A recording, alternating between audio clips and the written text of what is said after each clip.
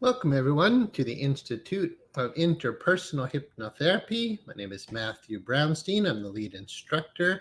And tonight's more than just that, but that's part of my credentials. Tonight's topic, does God exist?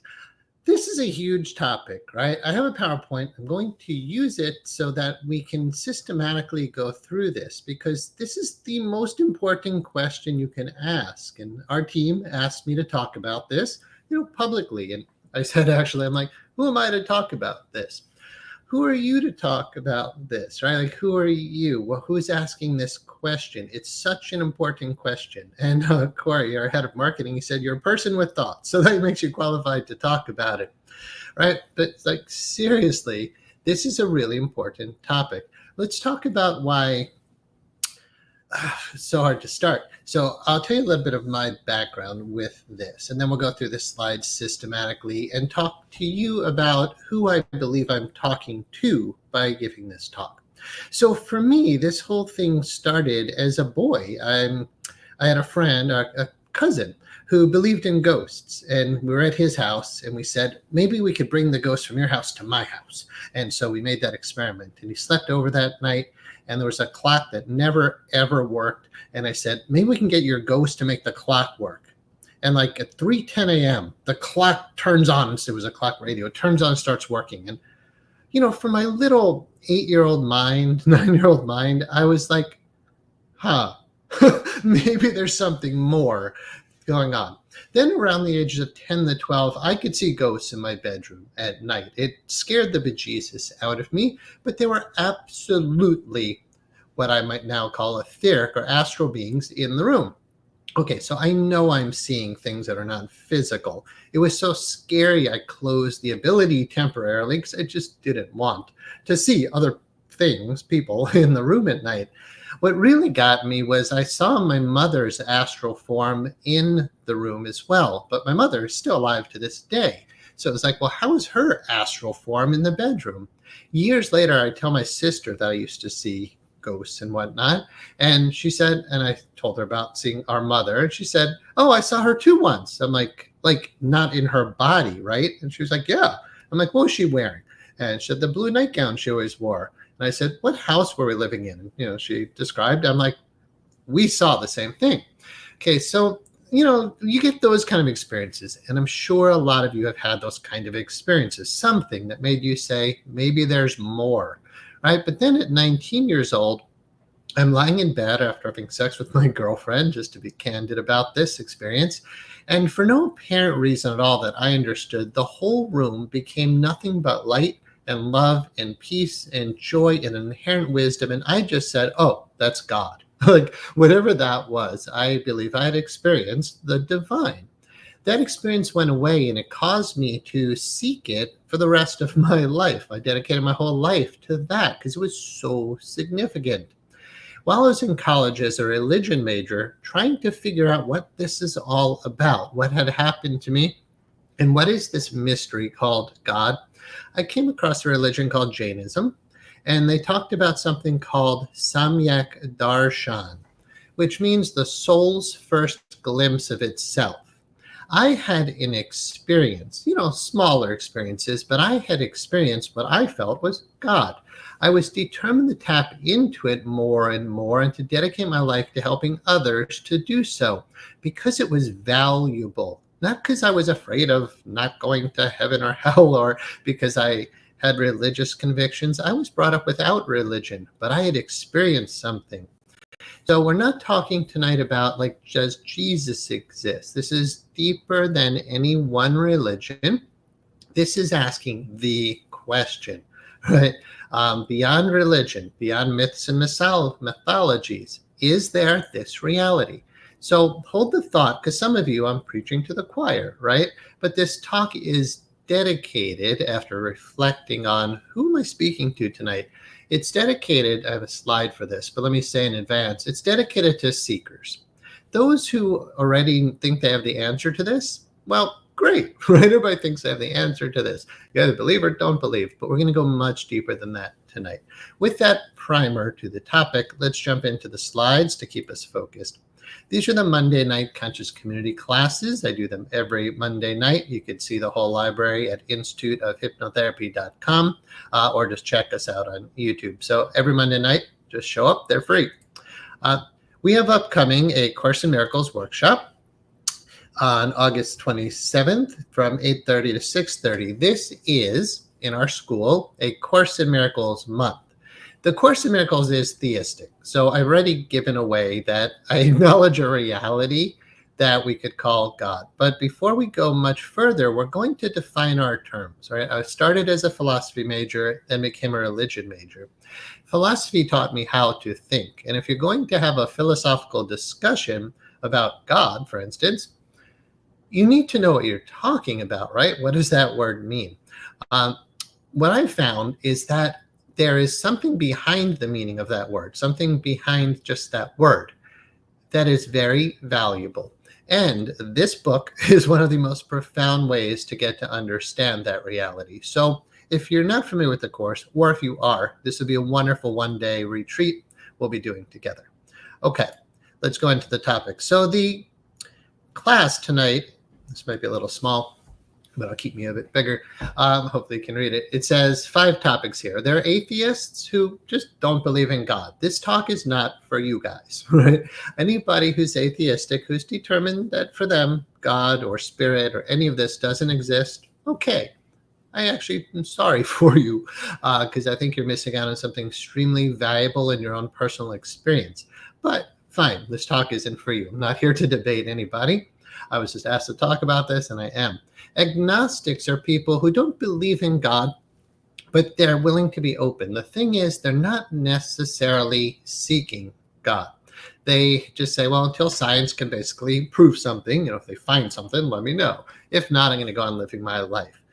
That's fine too. At least there's open-mindedness. But if you're waiting for scientific proof, you might have the wrong approach to the most important question that's ever been posed.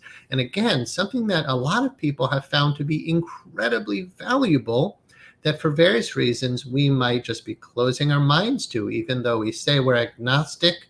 If you're waiting for a scientific method, you're going to wait a long time. Okay.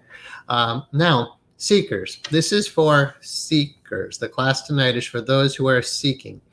But let's go back to that in a moment. There are already those who believe, right? There are 95% of the world who believe in some higher power, some form of God. So most people are already actually, believing. But this class isn't getting you to believe in God. It's not asking you to have faith in God. When you believe in something, it means you don't actually know, but you believe, right? Like, is there a pen on my desk now? You don't know. You can believe there's one there, but you don't know. Do you have faith it's there? The value of belief and faith means at least you've acknowledged, okay, plausible, right? Like there's maybe some other reality besides what I see with my physical eyes. So believers, great. It's your foot is in the door, right? It's the first thing they basically say in religion. You've got to believe. Okay, so now you believe. But then what? The final stage is the knowers. And this is, and I say final stage as if there's a progression towards a certain realization. Yet I'm acknowledging that I'm biased, that there is. The word in Sanskrit for the knowers, it's the Sanskrit word is gyan, which means wisdom or knowledge. But a jnani is someone who knows. So a seeker is someone who believes, right? They say there's got to be something more. Is it just what I see with my physical eyes? Is it just matter that's real? Maybe I'm in a matrix. Maybe this is an illusion. Where do I go when I die? Am I a spirit? I mean, oh my God, if you're not asking these questions, you might be more caught in an illusion than you think. If you are asking the beginner seeking questions, then like awesome, because your mind is open enough to say, I want to know the answer. Not just keep asking questions forever, but to find out, is there an answer and how can we know the answer? We are a hypnotherapy school, so please hold that, and a lot of other things we do, but please hold that in mind, because why would I have dedicated my life to hypnotherapy if I acknowledge the realities that we're talking about tonight, right? Where's the connection between a profession and a certain way of looking at, let's say, spirituality. Okay, so this class is for seekers who I sincerely honor because I was kind of a seeker, but I have to say, when I was 19 and that presence invaded my consciousness, I only started seeking it because it had already found me, right? It was like, all right, here I am.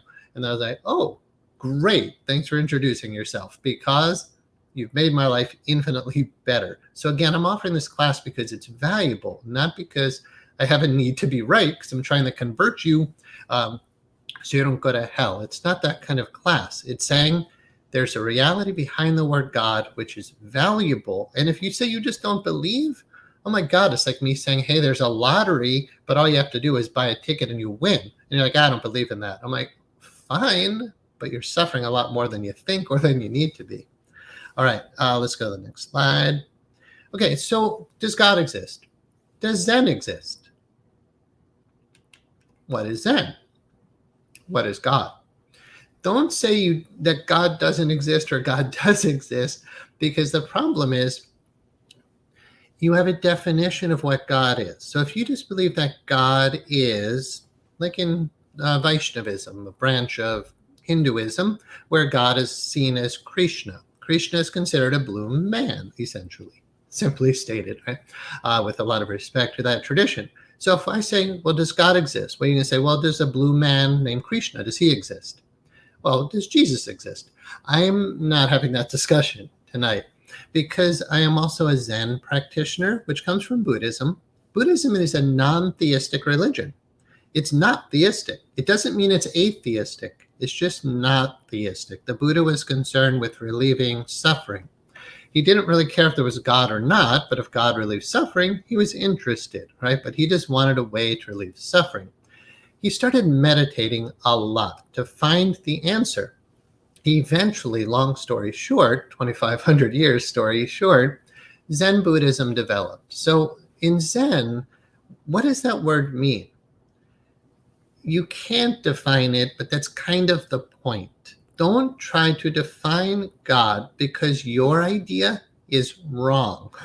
Meaning whatever you come up with in your mind is not that reality. Zen practitioners realize there's nothing you can say that can define what Zen is.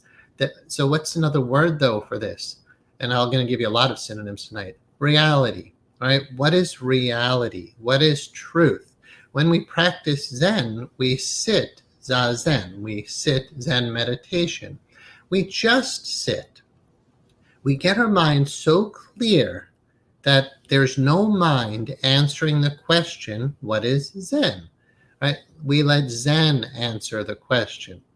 So what does that mean, theistically speaking? If God exists, let God answer the question. Right? Let reality answer the question. Science can't do it, or they would have done it already. Our conscious intellectual mind can't quite get there, but is there a way to get there?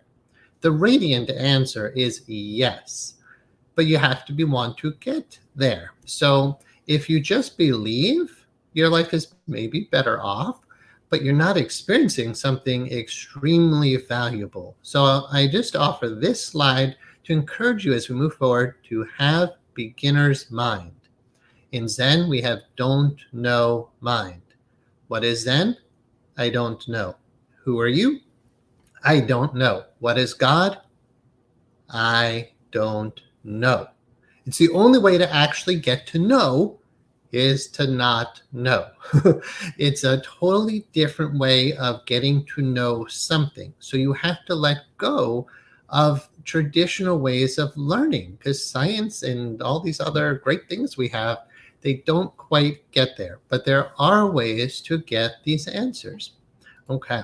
So does God exist? What do we mean by God? What do we mean by existence? And do you exist? Okay, so I've kind of said, what do we mean by God? Just to say, be willing to temporarily not know, or at least don't take that word and whatever image comes in your head and think that the image in your head is the reality. Words are twice removed from reality. Okay, so there's a thing out of my window here, just pick the first thing that came to my mind, called Lake Champlain. That's where I live, in the Adirondacks of upstate New York. Okay, so there is a thing called Lake Champlain, right? There might even be a Loch Ness Monster in it, which is another fun topic. But anyway, Lake Champlain exists. But now I gave you a word, Lake Champlain. Now if I say to you, do you believe in it? Like that, what do we mean by this word?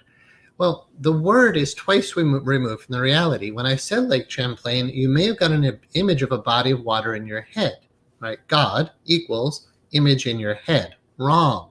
The image in your head of Lake Champlain is not Lake Champlain. The only way to know what the ocean is to jump into it. I had a spiritual teacher, he said, if you want to know what broccoli is, you have to taste it. Okay, so what is this reality? Either you get to experience it for yourself or you don't, or you're not, right? So I'm going to suggest tonight it has to be experienced, to be known.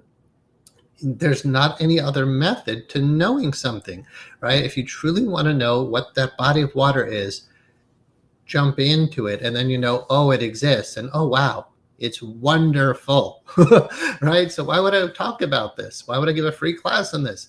Because it's valuable. Okay, what do we mean by existence? Well, does the lake exist? Does the pen on my desk exist?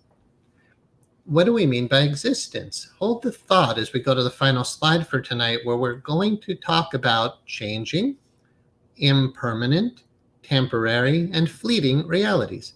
If something is temporary and changing, does it exist? Only temporarily. So we think we see what is. When I was college age, probably, I remember visiting my grandfather's house, and I think it was outside with my dad and my grandpa, and we were looking up at the stars.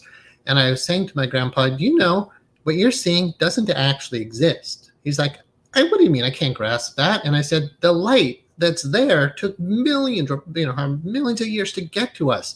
That star could already be burned out and gone. You say something exists because you see it with your eyes, but look at the night sky and you're instantly proven wrong. Those stars don't necessarily exist right now. Just because you see it with your eyes, it doesn't mean it exists. Seeing is believing is not a valid way to understand reality. How many hoaxes have you seen on the internet, right? How many times have you watched like a video? I watched a video where there were cars driving on the highway and they were turning, and it looked like they were turning right into a wall. And it was just this optical illusion. It was like, where are those cars going? It was just the angle of the camera. And if once they explained it to you, you're like, oh, I see. There are optical illusions. So trusting your senses in this discussion, I recommend don't trust your senses, right? I could go on and on about how what exists cannot be what you are seeing with your eyes, right? When you go to the core of any atom, what do they know now? Essentially, it's mostly empty space. So it looks like there's a desk in front of you, but it's actually empty space. It's only that you're perceiving it through your 5 sense organs, which are extremely limited. My teacher in India, he would say, the body has a design limitation. It can't know. You can't know it with your ears, eyes, nose, tongue. You can't taste it or smell it or touch it. So how do you get to know it? If you're seeking it, God knows you want to know, but how, right? So it's not about do you believe. It's saying if you're seeking something more, like there's got to be something more to life, then you're on the right track by being in a class like this. But remember, have beginner's mind, be willing to say, I don't know. Don't think the idea in your head is God, right? Don't do that to God. The philosopher Voltaire, he said, first God created man, and then man created God right back. So, man, woman. But really, when we talk about the body, like, did God create your body? Did God create this world? The Course in Miracles says no. In Hinduism, this world that we see is called Maya, which in Sanskrit essentially means illusion. It's kind of like saying the world you're looking at is like the Matrix. It's a computer-generated dream world. It is an illusion. And your senses don't pick up even a fraction of what's actually going on, which I'll show you in another slide. Okay, so it's a little bit about the word existence. Now the question is, do you exist? If you say God doesn't exist, well, do you exist? If you say, well, of course I exist, your body changes its cells every 7 years.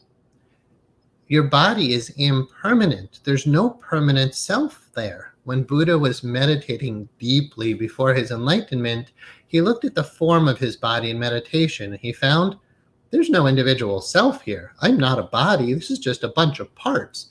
Does your car exist? Temporarily, a bunch of parts have come together, but if I remove wheels and engine and I remove the body, the shell, does your car exist? No, it doesn't actually. It's just a bunch of parts.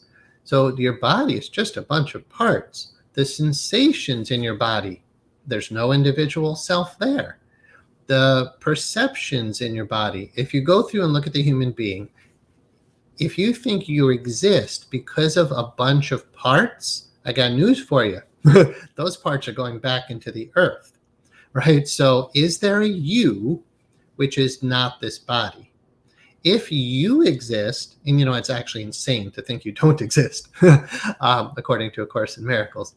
If you think that you exist, then are you a body or are you something else? And can you know? The truth is you can know. Quickly, after I had my experience at 19 years old and started intense spiritual practice to tap into that again, it took about 1 year. And then I started tapping back in. Within 2 years of that initial experience, I started having repetitive, verifiable, duplicable out-of-body experiences. I could do it consciously and voluntarily at will, where I could just leave my body. Now, if you do that once, you will know you're not a body. I've done that more times than I could count. I've taught and teach workshops on it. I have had such glorious mystical experiences that actually, if you answer the question, God doesn't exist, I have compassion for you. The arrogance to say that we know this doesn't exist is really just mind-boggling to someone who has significant experience of the non-physical realms. I mean, we're talking glorious cosmic conscious type experiences that if you've just never had, I'm not talking to you, Google. If you've just never had, then maybe you could have faith and believe, but be a seeker and be wanting to have these experiences. Here's a quick story from someone else. Paramahansa Yogananda was a great saint from India. He was seeking God his entire life when he started to be able to speak. And he sought a guru after guru until he finally found his guru, his teacher. His teacher said, he's like, Guruji, show me God. His teacher said, you're not ready, you need to meditate more. So he's meditating. Finally, he's like, please, give me the experience. And Guru's like, okay, you're ready. He gives him the experience. He writes about it in his book, Autobiography of a Yogi. He's not in a body. It's an infinite cosmic experience. There's galaxies and suns and moons and all-pervading light and bliss. He's not the only one who's described such an experience in religious literature. But it's this cosmic vision. And then he comes back to a human consciousness, to his body, and he says to his guru, wow, thank you. But when am I going to get to know God?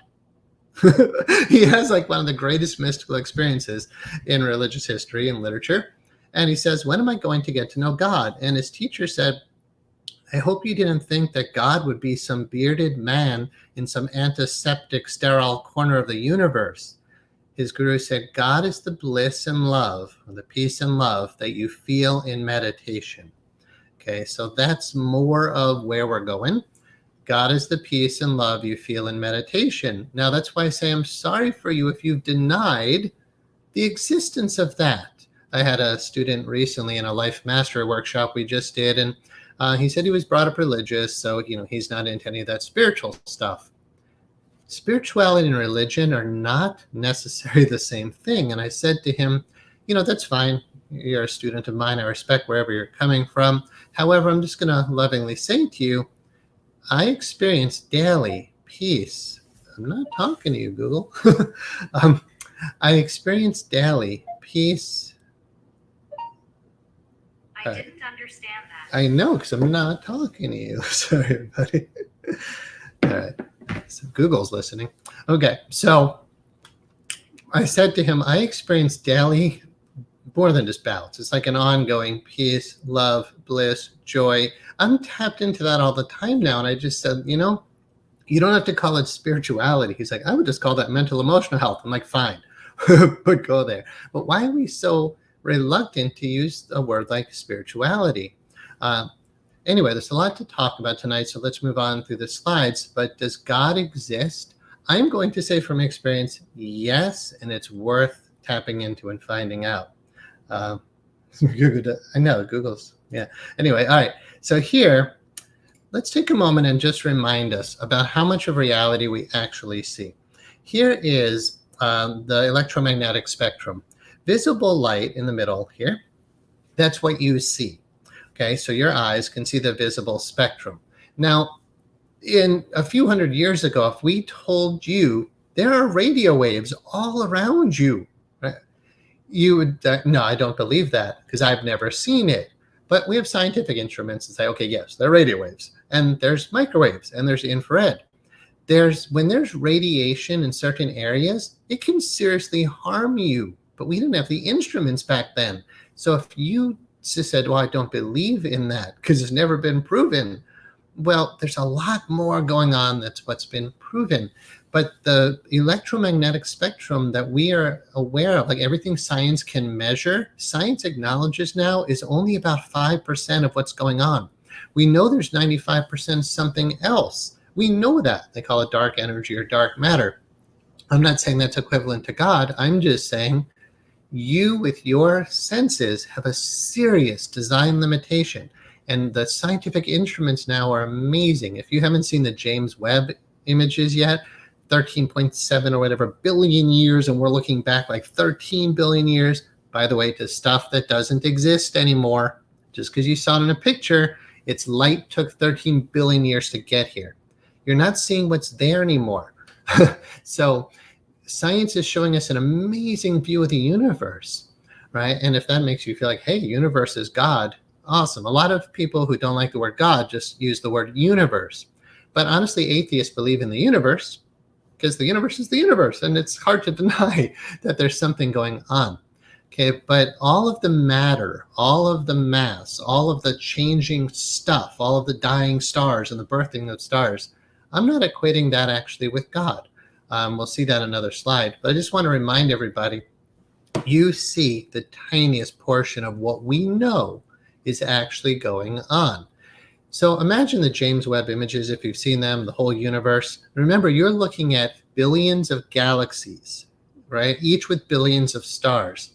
Is it possible in one of those dimensions, and by the way, most science acknowledges like 11 dimensions, like in string theory and other modern scientific approaches, multiple dimensions are absolutely acknowledged in science. Hard to prove, but the theories are just like, well, yeah, there must be other dimensions. So is it possible in all of that there's some heavenly realm with angelic beings? Oh my God, to say that there's not is like saying there aren't aliens or there aren't ghosts. Like, be willing to we need to open our minds to, there's a lot going on in this universe. Okay, so just a reminder in case you got too myopic about just your senses or just science, there's a lot more going on. And there are ways to tap into knowing. Okay. So a couple of ways to approach this. Religion, there's faith and belief, right? If you just follow a religion, it makes your life better, awesome. If it gives you faith that something will happen after death, that is a good thing for you, awesome. If it's strengthening the eternal nature of life, awesome, right? But we're not talking religion tonight. I would direct anybody who's a seeker into studying mysticism. Mysticism are the branches of religion that plunge the topic through direct experience. So in Christianity, we have Christian mysticism. In Judaism, there's Hasidism or Kabbalah. In Islam, there's Sufism. Buddhism, most branches are relatively mystical, but we absolutely have Zen or Tibetan Buddhism for sure that help you to take the deep plunge into these experiences. In Hinduism, we have many branches, but yogic philosophy is certainly one of those, right? Yoga is considered a science of the soul. If you do the experiment of yogic practice, not just the body stretching, but a very in-depth system, you will experience what every great saint and sage has experienced. You'll experience it for yourself. It will answer the question for you, does God exist? But not just so that you can be right, so that you can be wonderfully absorbed in absolute bliss consciousness. Right? So in A Course in Miracles, it says, a universal theology is impossible. We'll never get everybody believing the same thing. I mean, I have people who love our school, they just love it. And then we have people who drop out and want refunds. We have half the country who believes in Trump and the other half who doesn't, right? Like the 2020, this whole phase has, I hope, made a lot of us realize people have very different views about things, right? So it doesn't matter like how many people believe something or not. There is a universal experience. So A Course in Miracles says, there is no universal theology that's impossible. There is a universal experience. It's not only possible, it's necessary.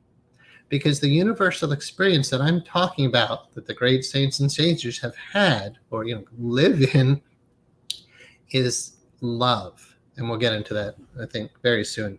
All right, so hold that thought about a universal experience. Does God exist? Physical or non-physical? The physical that we see, and again, visible light is only a very small part of the whole spectrum of what exists. There's a physical world, relatively speaking, but then is there a non-physical world? If you acknowledge a non-physical, then you're on the right track. So go to TikTok or YouTube or something and just look for ghost videos. Some of those are probably hoaxes. Pretty well sure a lot of them are not hoaxes. If one of those videos is not a hoax, that someone had a ghost in their house and they captured it on film, then there's a non-physical reality. You only need one real ghost sighting to say that there's a non-physical reality. So here we're going to talk more about the non-physical, right? And the value about taking the plunge into that which is not physical. If you are only believing what your eyes see, you suffer from what's called material superstition.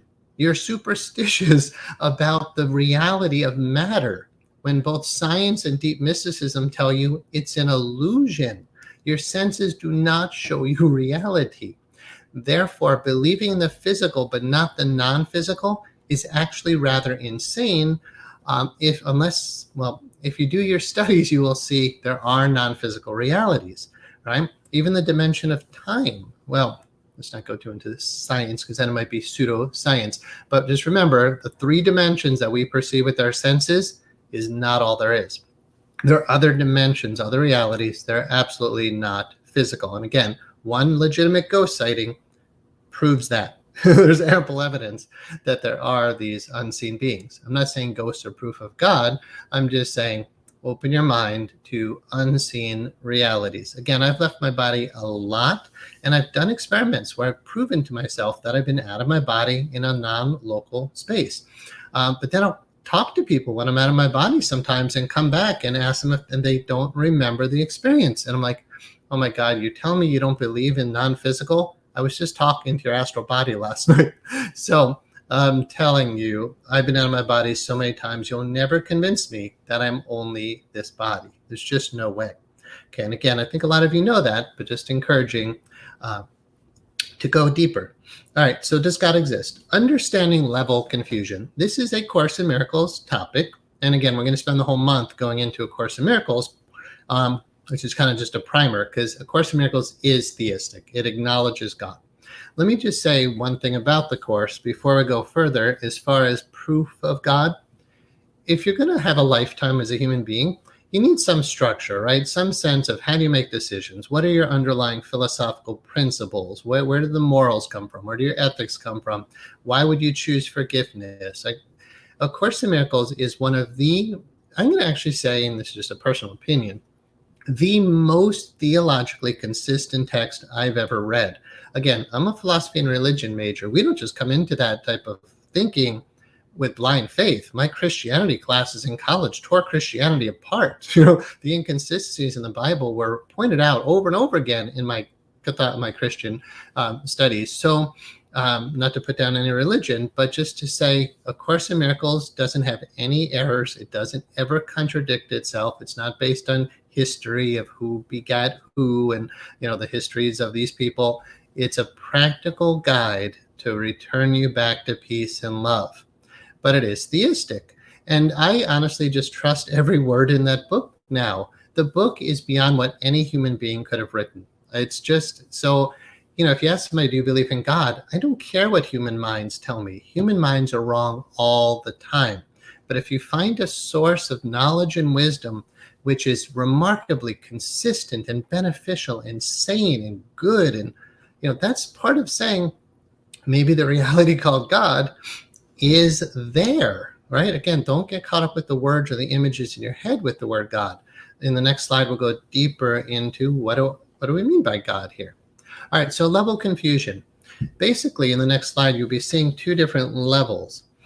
The thing is, you could just say, instead of the word God, let's use the word spirit, right? So there's a body, and then is there a spirit having the human experience? In the model of level confusion, we say yes. You're a spiritual being having a human experience, right? You're not a human being who has a spiritual experience. You're a spiritual being having a human experience. Again, I can help to prove that to you if you want me to show you, but I can't do it through science. But I will absolutely teach you how to know that you are a spiritual being. So let's just change the word God to the word spirit. Does spirit exist? Do you exist? Well, you exist. Are you spirit? So in level confusion, what happens is the spirit gets caught up in the body and forgets who it is. It confuses this lower level of matter, or human, with the immortal divine soul. That's what happens in the fall, right? Or as A Course in Miracles calls, the detour into fear, or the long guilt trip, when you get caught up in a body and get quite lost in the matrix. I've had lots of students tell me, thank you for extracting me from the matrix. It's more true. That metaphor is much more true, I think, than a lot of people realize, because they're quite caught up in the matrix. All right, so level confusion. There's Neo, and then there's his computer-generated dream world. What if there is an essential self which is not your body? But level confusion means you've identified with the body, and your entire worldview is centered around a body and its perceptions. Okay, so self and non-self. The self is you. Non-self is what's not you, right? So the desk, the pen, the water bottle, the lake, not you. What is this you? Who is this you? The body, in the human level, deals with perception, right? I can look left, I can look right. This is big, this is small. This is near, this is far. I hope you know what I mean by perception. Everybody knows what perception is. That's not knowledge. Perception is not knowledge. But there is something called knowledge. But you really have to study and meditate. I mean, this is like years of study to understand the difference. Yet please understand there is a difference between knowledge and perception. You don't perceive God. You perceive everything else. Well, not everything else. You perceive a tiny portion of what's going on with your senses, right? So you perceive right now a computer in front of you. But you don't really perceive God in that experience. Martin Buber, the Hasidic philosopher, he said, like, when you look at something, it's an I-it relationship. He said, but when you're relating to God, it's an I-thou relationship. It is a totally different way of knowing. Perceiving is always false. Because if I look, I say, oh, that's orange. And you're like, no, that's red. Which of us is right? We're both wrong. Because someone else comes over and says, no, it's green. It doesn't matter what you say in the realm of perception. Your perceptions are always subjective, relative, and highly biased. Knowledge of truth has to be beyond perception. A Course in Miracles guides us into pure knowledge. Okay. So let's look at this slide. I'll keep it big for a while. Above the line and below the line. I talk about this in our school. And again, I asked you to hold the idea that hypnotherapy is actually very connected to all of this because you can guide clients into these higher realms. So the two arrows represent your direction of where you put your attention. Above the line, the arrow going up. Below the line, the arrow going down. Let's talk about what's below, first of all. Below is what I've been largely talking about so far.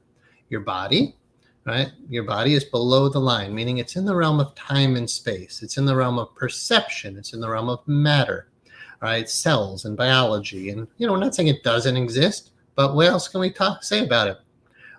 It is in the realm of perception. It's changing. It's finite. The image is covering that.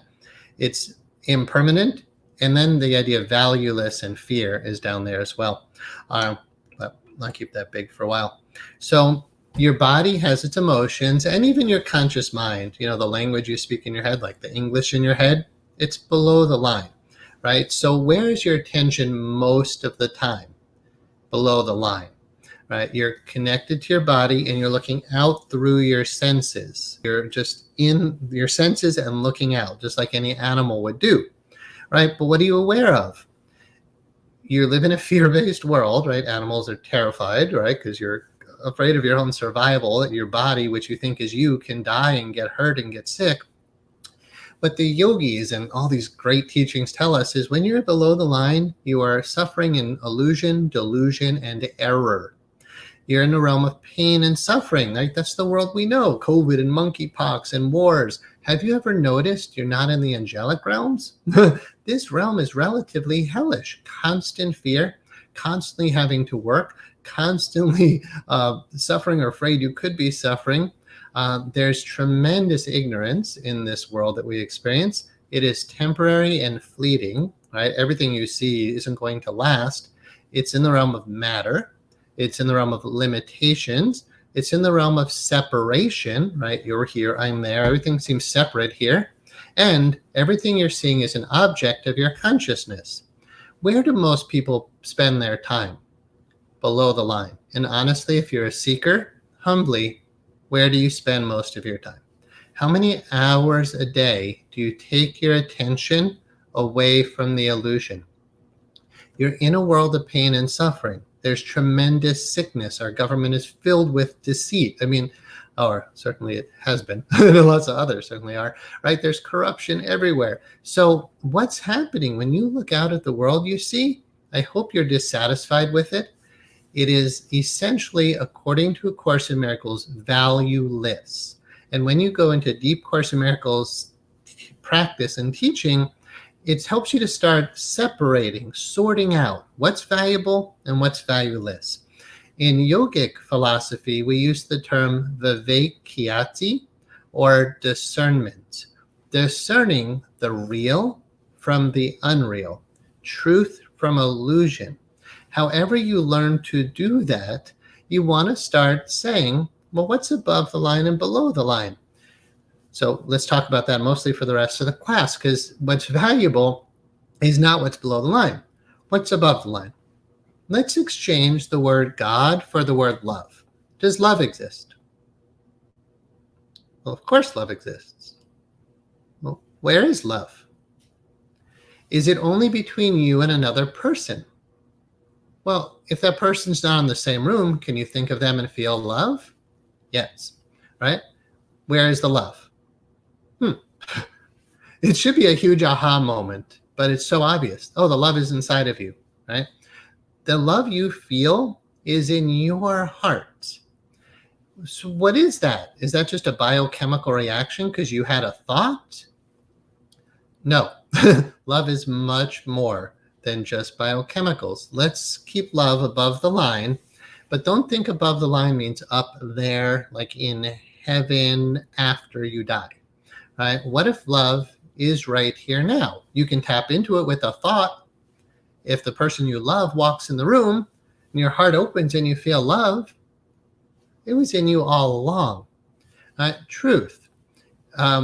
Exchange the word God for the word truth. So if we say, does truth exist? Not can you lie and tell the truth? That's in the realm of perception. Is there truth? Does the sun exist in the sky? pretty much, right? It's going to burn away and not be there, so it is finite and temporary. But you acknowledge some things exist, but again, the things we usually acknowledge exist are temporary. Is there something that's permanent? Well, we know energy cannot be created or destroyed. So could we say God is energy or God is light? Absolutely. Words like that belong above the line. I just didn't put every possible word up there. What else? God is peace. So when we say, scripture clearly says, every scripture says, God, at least the theistic ones say, God is love. God is peace. When you feel peace, you're actually experiencing that reality. Now, is peace valuable? Yes. Is love valuable? Yes. Is truth valuable? Yes. Joy. In A Course in Miracles, joy isn't actually an inherent quality of God. Joy is a quality of a teacher of God who has gotten to be very intimate with that reality. Yet, for increasing motivation, which is what A Course in Miracles says is my only job as a teacher of God, my only job is to increase motivation. How am I doing that now? By reminding everyone, just a reminder, love, peace, and joy are inside of you. And there are ways to tap into that, not just to get biochemical reactions, to feel a certain good feeling. Like the guy who invented ecstasy just tried to figure out what is the biochemical response of love. And you take ecstasy and you feel love and also a bad stomach ache. But then it goes away. However, it showed you you're capable of tapping into that type of experience. But is it just a biochemical experience? I'm going to say it's absolutely not just a biochemical experience. All these words are essentially synonyms for the same reality, or you could say aspects of the same reality. Like if I say the ocean is wet and the ocean is clear and the ocean is big. They're just ways of describing the same reality. So we could say, putting the word God aside, right? Don't be attached to the word. God is love. God is truth. God is peace. God is joy. What else? God is valuable. Why? Well, because love is valuable. Peace is valuable. God is oneness. Below the line is separation. Reality is one, right? Scriptures talk about God is one. Why would that be valuable? It says that we're all one. We're all brothers and sisters. We're all part of the same consciousness. When you know that you and I are the same self, that it's all one same being, you will love me and I will love you because we're brothers and sisters. You will love everyone. You wouldn't harm yourself. If you know it's all yourself, you will be kind and loving and compassionate, valuable, right? In pragmatic philosophies, the idea and some of the epistemological philosophies talk about, like, well, how can we know anything? Well, maybe we can't know anything according to the philosophers, so at least we should be pragmatic, which essentially means, is it beneficial, right? So is religion beneficial? Well, sometimes yes and sometimes no. But is a direct experience of peace and love and joy and bliss and oneness, is that beneficial? Yes. When I first experienced that when I was 19 years old, it was so significant that I knew I needed to find it again and teach it to others. But I also knew it was the secret to health, because at that moment, all my cells were just glowing with goodness. And honestly, I'm just about to turn 50 years old soon in December. I don't have any sickness. I don't have any aches and pains in my body. I wrote a book called The Sutras on Healing and Enlightenment because I discovered that that one energy could also be seen as being synonymous with life. And life is the opposite of entropy. So entropy is how your body kind of falls into the earth, like a sandcastle will eventually, right? The laws of entropy. But what is the opposite of entropy? Life is the opposite of entropy. When the body dies, it's like the life has gone. The spirit has gone. So above the line here, put the word spirit, put the word life, put the word healing. Now, is that beneficial? Is that valuable? Peace, love, joy, healing, oneness, kindness, compassion. These aren't just positive words. right? Positive and negative are below the line. Good and bad are below the line. A great saint named Mayor Baba, who clearly acknowledged the reality of God, he said, actually a student said to him, Baba, do you know if you take out the letter O from the word God, from the word good, you will get God. Just remove one O and good becomes God. And Mayor Baba said, you could spend your whole life trying to remove that O and you'll never know God. Meaning you could try to be good your whole life and you'll never know God. It's not about dualities. It's not about being good, bad, right, wrong. So don't think what I'm saying above the line is only positive thinking. I'm saying there's a reality with a capital R, right? Because reality must be real, right? Truth must be true. Well, what is true? What is real? Again, I'm acknowledging here life, love, peace, joy, oneness, that one healing force, that's what's real. What else? Bliss. Above the line, and thank you for those of you who might be using the chat pod. I'll open it up to discussion towards the end. So bliss. I've talked to people over the years. I'm like, I'm meditating. I'm feeling so much bliss. And, no, I'm not interested in that. What do you mean you're not interested in bliss? Okay, I respect that. Nobody's going to proselytize. But I'm sorry, you're missing out on bliss, right? Bliss is such a delicious feeling, and meditators who know how to tap into a state called Anand Samadhi can close their eyes, move into Anand Samadhi, and feel pure bliss. Like right now, I can close my eyes and just be in Anand. If you don't have that, I'm just sorry. I feel compassion because you're actually suffering to some degree. So we'll talk about how do you tap into that, right? What do you do? But let's just finish the discussion. So above the line is creation. Below the line, evolution. Again, no problem with the scientific fact of evolution. But when you start acknowledging this reality above the line, you start actually exploring creation. In the book Conversations with God by Neil Donald Walsh, he was homeless, he was destitute, he was miserable. And then he discovered the reality called God, and his life became infinitely better. It was totally practical. But he said to God, like in this dialogue, and you believe what you like, but he's talking to a wisdom higher than himself in that book. He said, all right, what is it? Is it evolution or creation? And God said, it's creation. But remember, the world you see with your physical eyes is not the world God created. That's really hard for people to grasp. You think you see reality, so you say, well, did God create this?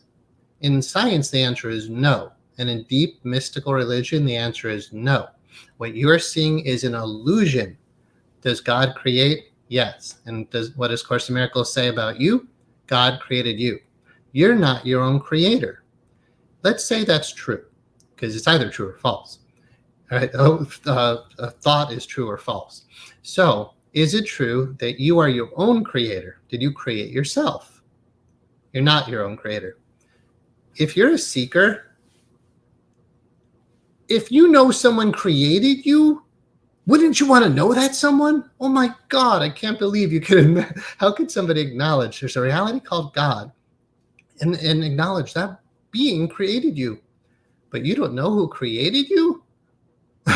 Like that seems really valuable to know. Okay, so above the line, most of this, the sources I look at say creation is actually a real thing. But again, we're not talking about physical matter or this physical world when we talk about creation. Again, creation is in the realm of spirit, not the realm of matter, not in the realm of illusion. We don't create illusions. We make up illusions. Remember, illusions are below the line.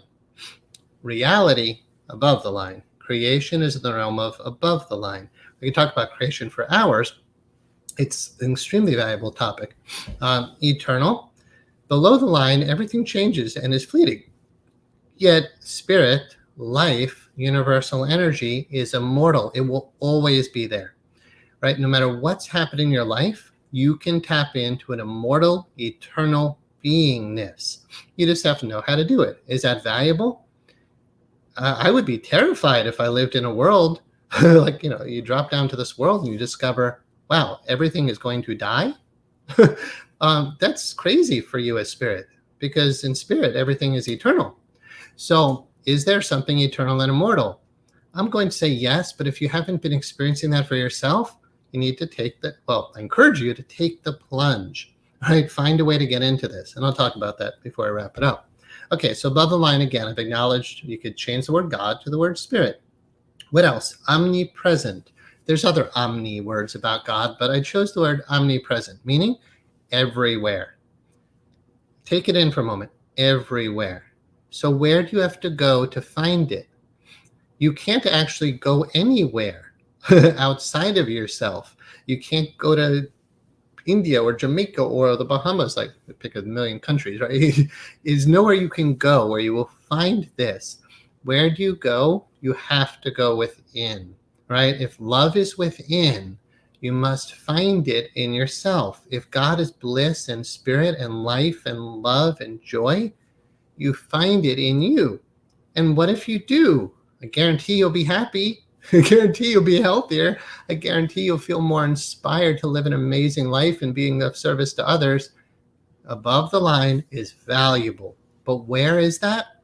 It is right here now. Most people who say they don't believe in God, ask them where their mind is most of the time. It's in the past or the future. I guarantee it. If you are denying the presence of infinite love, you have not learned to stay in the present moment, which means you're living in fear more than you think. Because in the present moment, there's no fear, there's only love, and that's where God lives, right here now, because it's omnipresent. Absolute bliss consciousness, eternal, immortal, unchanging spirit is right here now. But you're not here now. Maybe not you, but a lot of people are not here now. So we learn to meditate, to pull our attention here now. What else is there in the here and now of divine consciousness? Guidance, right? So people don't necessarily understand prayer, right? It's like you're praying because, floods just are about to damage your house, and God, please don't let the flood damage my house. You can't ask God to be something that God is not. And if your form of prayer is a more primitive form of prayer, it doesn't mean God doesn't exist. It just means you don't necessarily know how to pray. You don't know what to pray for. And you are asking God to be something that God isn't. So God can't be the one who fixes your house at your command. But it doesn't mean God doesn't exist. But is God a valuable resource while your house is being washed away in floodwaters? Absolutely, that reality is valuable. I wrote a book called Peace Under All Circumstances. So during the possible apocalypse for humanity now, where things are getting really bad, wouldn't it be valuable not to just pray that it all gets better? Because it's burning. Have you noticed? It's burning. It's a big problem out there. But the value of God is not necessarily that we just fix out there. I'm not saying that reality couldn't balance what's going on out there. I'm saying while you find your house burning down, you can be at peace and you can be in touch with a state of guidance that will tell you what to do next. The guidance might not fix your house for you, but it will guide you. I can tell you, speaking of climate change, I was living in Southern California and my inner guidance kept telling me to move. Lake Mead is drying up. The Colorado River is drying up. 40 million Americans are going to be out of power and water. My inner guidance told me to get out of Dodge. And I did. The inner guidance system is there. There's a wisdom. Remember, what's above the line is also omniscient, meaning it knows all. It has a bigger perspective. It has a higher vantage point. If there's a reality called God who is kind of all-knowing, I say kind of, but who is all-knowing, kind of is just, there's a reason for that that's theologically sound. God kind of knows. The reason I say kind of is in A Course in Miracles, God in the absolute does not know illusion. God doesn't know darkness. God doesn't know make-believe because God is absolute truth. So God doesn't necessarily care about or deal with your illusions, but that's a deep topic. So hold the thought because there's half-truths in there. Anyway, guidance is part of that reality, which makes it extremely beneficial. You are guaranteed your safety if you do A Course in Miracles. It literally says it. It says you're safe wherever you go in this world. because the divine mind that's part of God guides you and keeps you safe out of love. Now, you'd say, well, why do so many people suffer? Maybe they're not in touch with this reality. They might believe in it, but are they in touch with it? They might pray to it, but are they in touch with it? Right? If you don't hear somebody talking to you, it doesn't matter that you pray to them or believe in them if you're not listening to them. People don't listen to the voice for God because even though they believe, they're just not tapped in. So again, you want to be a knower of God, not just a believer, because when you know someone, you can talk to them. You can commune with them. Religion talks about communion with God. Is that a real thing? Every single person who's experienced it will tell you it's a real thing. From A Course in Miracles and other sources, we have the word forgiveness. Why is that valuable? Well, anybody who gets it knows it's valuable, right? You're angry, let it go and move on in your life, right? But in A Course in Miracles, it's the essence of the miracle. The miracle is the essence of all healing and transformation. Forgiveness is extremely, extremely valuable no matter what perspective you come from. But in A Course in Miracles, it's a gift from heaven. It is the solution to your suffering. The atonement in A Course in Miracles means the at-one-ment, right? The bringing us all back together into oneness. Is that valuable for us to live as one human family with brotherly and sisterly agape love? Of course that's valuable, but without forgiveness, you never get there. Above the line is knowledge, right? Knowledge, not perception. When you perceive things and have your perspectives, you can be right or wrong. Course in Miracles says, would you rather be right or would you rather be happy? God being love is also happiness. So the knowledge of that love, the knowledge of that spirit, the knowledge of that light, that's what's valuable. And then you start to understand, well, what is this whole illusion? Like why is God inside that child? Is God inside that deer? Eventually you start seeing God everywhere and is everything. But at first, you've got to do this discernment between below the line and above the line, right? God is not the microphone. God is not the camera. God is not the TV, the monitor. But then, because not the individual separate thing that you separated from the whole. God is the whole. God is all in all. So when we see the James Webb Telescope pictures, is that God? They say Zen art is frozen Zen. Art is frozen Zen. It's a snapshot of what the universe was doing 13 billion years ago. It's not what the universe is doing now. So is that God? No. But is God the substance of all of it? You could certainly say yes, right? That there's only one substance, only one reality, and that is God. But to say that every individual part is God can throw you off, because then you start thinking, oh, well, God is just a star, or God is just a galaxy. God is all in all. God is the whole. Again, a state of oneness, an experiential state of oneness. Also above the line, permanent, same with immortal and eternal. Below the line is changing and fleeting. Above, always there. Unlimited, and what is it in its essence? Consciousness. Why is consciousness so important? Below the line are the objects of consciousness. Above the line is the consciousness itself. That's one of the greatest keys about how do you tap in. You find love in yourself. You find your own consciousness in yourself, right? So we'll start to wrap it up now and open to any question, answer, or sharing. When you go into deep meditation, one of the deepest teachings and the most direct teachings is find your own consciousness, right? So here's my hand, but I'm aware of my hand. Here's my body, but I'm aware of my body. Here are my emotions. I'm aware of my emotions. Here are my thoughts. I'm aware of my thoughts. Who's the awareness? Who's the consciousness? So when you become a seeker of what's above the line, maybe you believe in what's above the line. Maybe you have faith in what's above the line. Maybe you acknowledge, okay, there's a non-physical reality. Once you do, then the idea is to start spiritual practice, start spiritual discipline, and be willing to go to find this source for yourself. So how do you do it? You can do it in groups. You can do it in all sorts of techniques. But here's one thing to consider. Silence and solitude. In the Bible, it says, "Be still and know that I am God."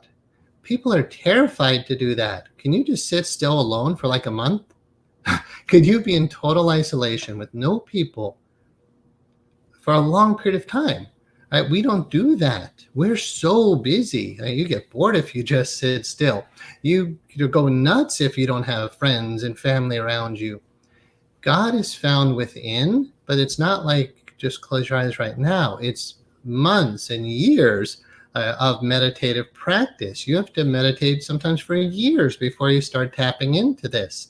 So they say in a lot of traditions, many are chosen, but few choose, right? Like the door is always open, but do you stop and take the time to actually direct your attention inwards? Honestly, I would say probably 99% of humanity are not doing that. Even the religious ones are not necessarily stopping, sitting still, letting the entire external world drop away from their reality, their awareness, and then take the attention deep, deep, deep within. That's something that just most people don't do, the inner journey. So in relation to hypnotherapy, what do we find when we start taking an inner journey? We hate ourselves. We're filled with fear. We're filled with anger. We're filled with guilt. So is it that you don't believe in what I'm saying? It might be that you're terrified to actually take the inner journey because you would have to stop and be with yourself. And you don't like yourself. This is where self-love and self-forgiveness become really powerful tools, and where hypnotherapy can remove the blocks to the awareness of love's presence.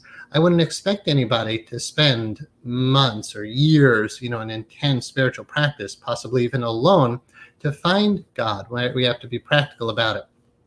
So it's not saying you need to move to a monastery and spend 10 years in meditation, which is pretty much the formula.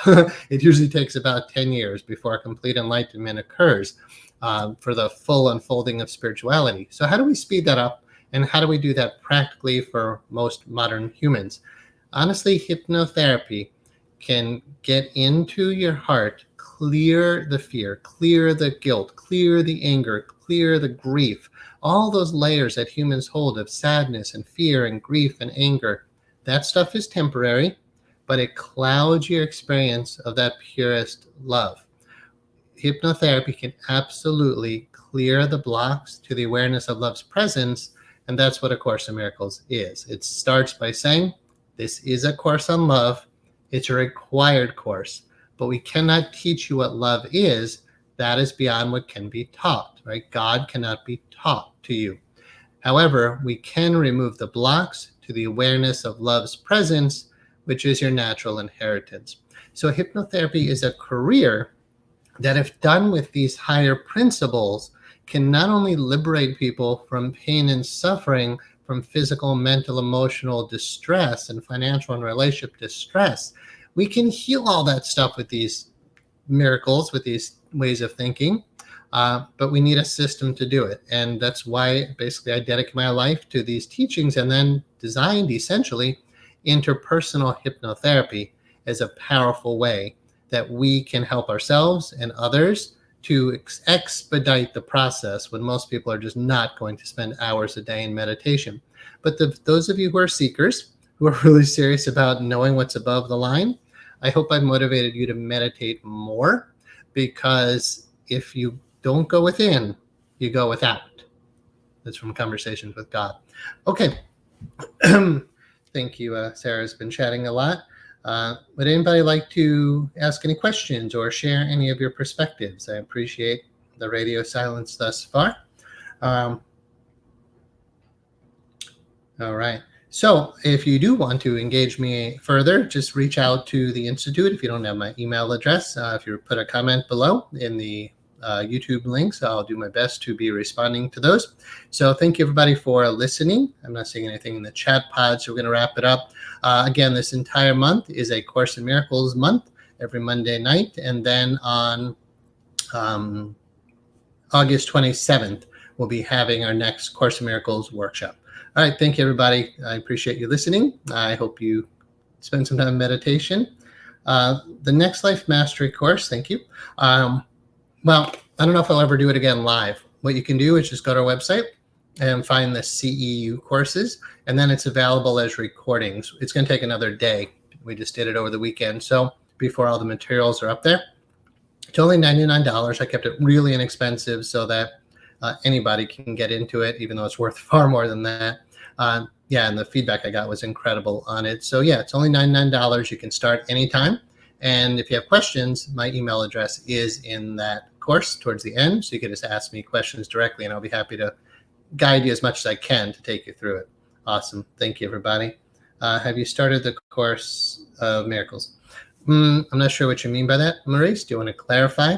What I can say is I've started the Course of Miracles. I've been doing it for 30 years, on and off. But once I got into it, seriously into it for many, many years. Yeah, I see what you're saying. So A Course of Miracles is a book, and you can do it on your own anytime you want to. You can just start with the workbook lessons. As far as have I started, if you're asking through the school, we're going to do every Monday night class through August dedicated to A Course in Miracles teachings. But the actual workshop that I'll be taking people through is on August 27th. So you can sign up and attend live and interact with me for the whole day in that way. So I hope that answered your question. If not, Maurice, you've got my email. You could shoot me an email. All right. Thank you, everybody. Have a wonderful night. I appreciate you and hope you spend some time in meditation. Good night.